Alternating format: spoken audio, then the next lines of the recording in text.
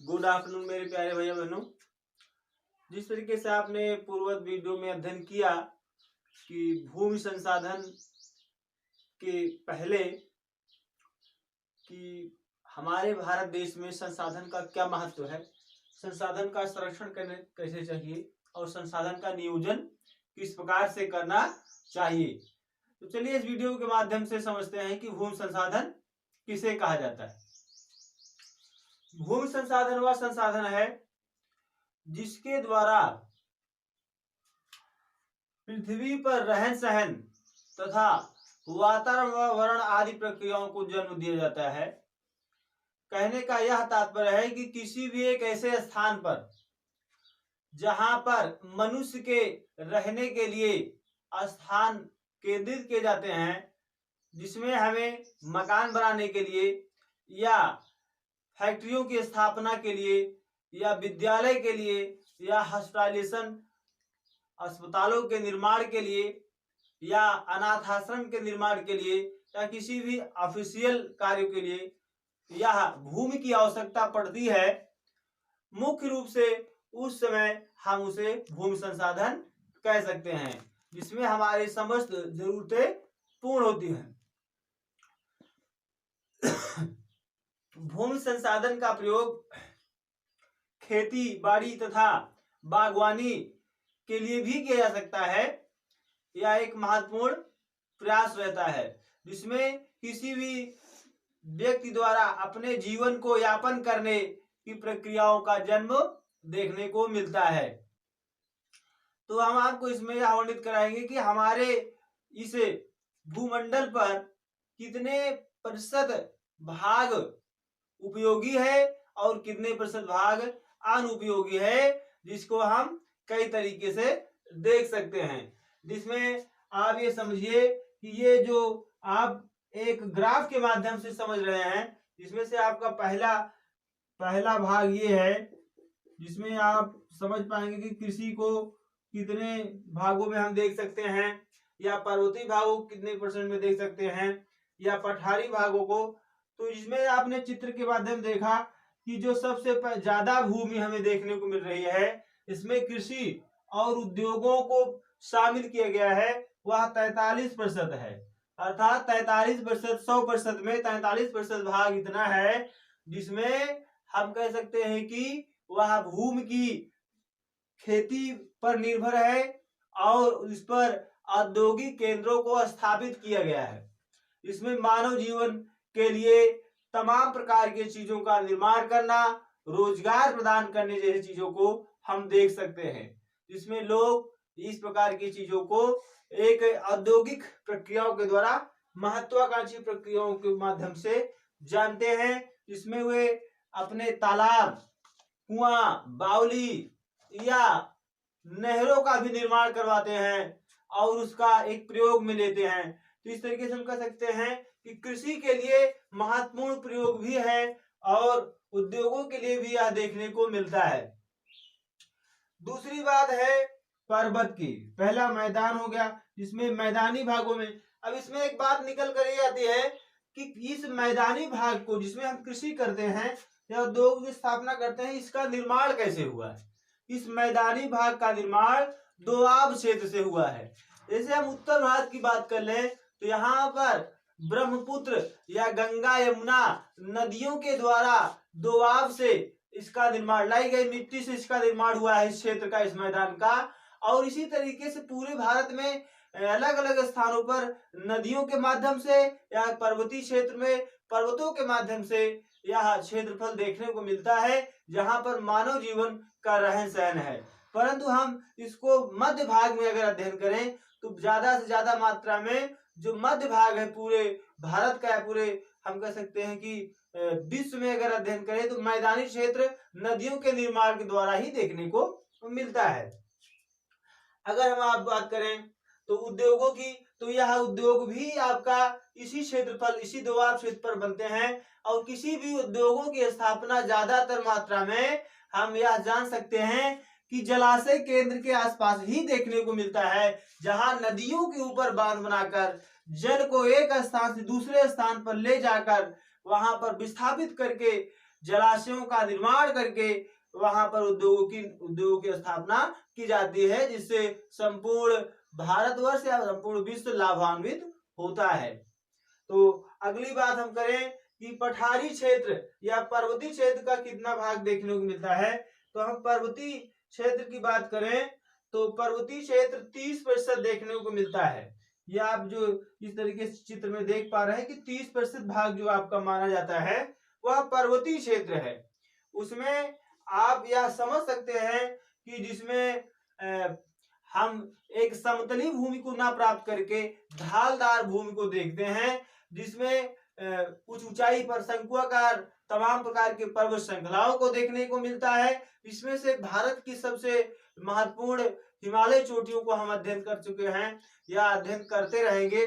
तो उसमें देखते हैं कि लोगों का निवास भी देखने को मिलता है, जो उत्तर से लेकर और पूर्व की दिशा में या दक्षिण की दिशा में समस्त क्षेत्रों में प्रायद्वीपीय पर्वत श्रृंखलाएं या हिमालय की पर्वत श्रृंखलाएं देखने को मिलती है, जिसकी सबसे लंबी चोटियों में अगर बात करें तो केटू का नाम आता है। और सबसे पुरानी चोटियों में अगर हम देखें तो आपका काराकोरम की पहाड़ियां या इस तरीके से अमरकंटक की पहाड़ियां तमाम प्रकार की मानी जाती है जो प्रायद्वीपीय हैं। और कंचनजंगा इस तरीके से भी इसको भी हम देख सकते हैं। तो आप इस तरीके से समझ पाए होंगे कि पर्वतीय क्षेत्रफल का कितना भाग है। आगे हम आपसे चर्चा करेंगे कि इसका उपयोग कितना है, यानी इस पर्वतीय क्षेत्र का बहुआयामी उपयोग कितना हमारे जीवन में है। तो अभी हम ये जानते चले कि कितना % भाग हमारा भूमि पर देखने को मिलता है। तीसरी बात आती है पठारी क्षेत्र की। पठारी क्षेत्र एक ऐसा क्षेत्र होता है जहां पर एक प्रकार से मैदानी क्षेत्र होता है, परंतु वहां की भूमि मरु होती है, यानी मरुस्थलीय क्षेत्र माना जा सकता है, जहां पर खनिज, जीवाश्म, ईंधन या वन तो बहुत अधिक मात्रा नहीं पाए जाते, परंतु वहां पर मरुस्थलीय भूमि जहां देखने को मिलते हैं, जो 27% भाग आपको प्रदान किया सकती है।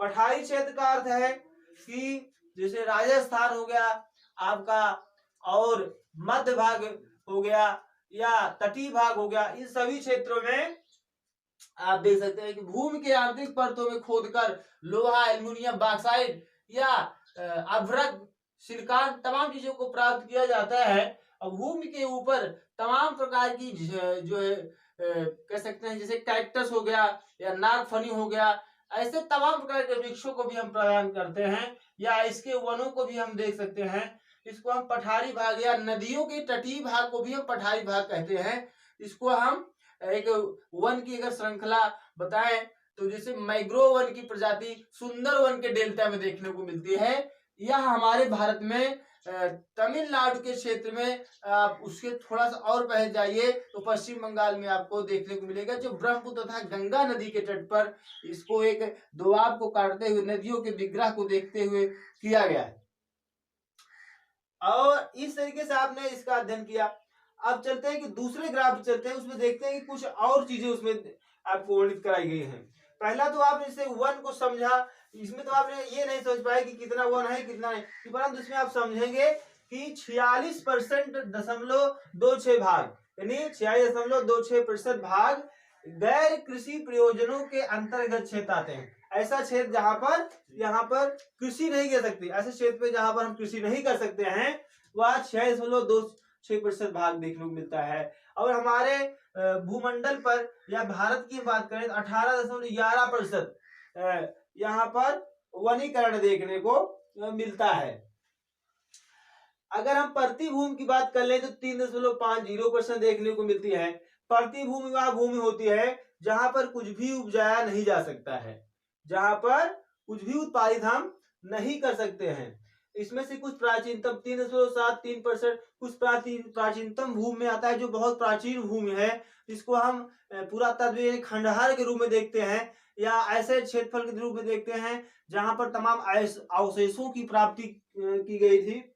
6.23% भाग ऐसे देखने को मिलते हैं जो उसी खंडहरों में आते हैं, परंतु वहां पर प्राचीनता का बोझ देखने को मिलता है। और 3.50% में प्रति भूमि आप समझ चुके हैं। आगे बढ़ते हैं बंजर भूमि। यह ऐसी भूमि होती है जो 18.11% हमारे भारत देश प्राप्त की जाती है, जो एकदम अयोग्य है। अयोग्य का अर्थ है यहाँ पर उपजाऊपन बहुत कम देखने को मिलता है, यहाँ पर उपजाऊपन ज्यादा देखने को नहीं मिलता है। अस्थाई या चारागाह भूमि या 4.71% देखने को मिलती है, जो कि चारागाह की प्रवृत्तियों पर मानी जाती है। और दूसरा 4.95% भूमि ऐसी है जो चारागाह में तो आती है परंतु अस्थाई है, अस्थाई यानी उस पर कृषि की जा सकती है, उसे चारागाह घोषित नहीं किया गया है।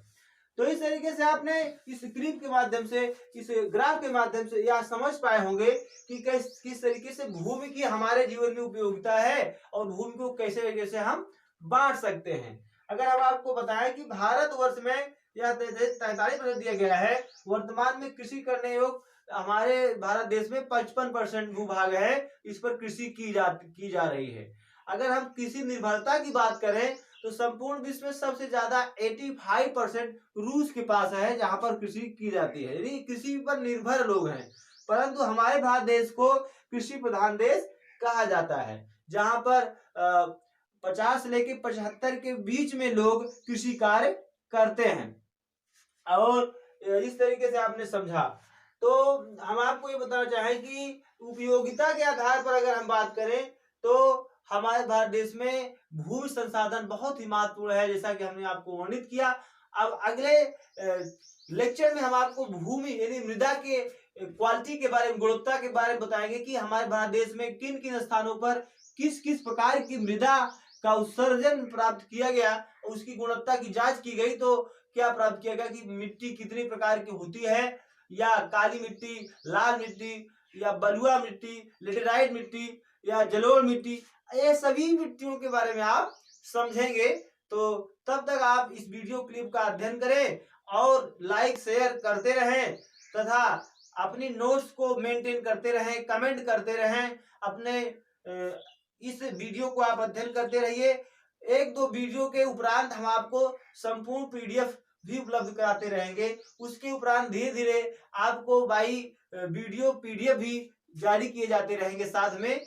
और मैं आपसे समस्त विद्यार्थियों से अनुग्रह करूंगा कि वे यह ध्यान दें कि वीडियो को एकदम से जूम करके देखें, या जिस तरीके से उनको आवश्यकता हो उसको जांच करें, या कह सकते हैं कि उसकी गुणवत्ता की जांच करते हुए जो भी गलतियां हो या जो भी त्रुटियां देखने को मिल रही हो उसमें कमेंट और शेयर करें, क्योंकि बिना कमेंट के कुछ भी हम नहीं उसमें जान सकते कि उसमें गुणवत्ता और कितनी बढ़ाई चाहिए या सामर्थ्य शक्ति को कितना और प्रबल किया जाए, जिससे संपूर्ण विश्व का एक प्रकार से दीप जले और संपूर्ण विश्व में एक शक्ति का प्रादुर्भाव देखने को मिले और ज्ञान की ज्योति जले। तो इस तब तक आप अध्ययन करते रहें। जय हिंद, जय भारत।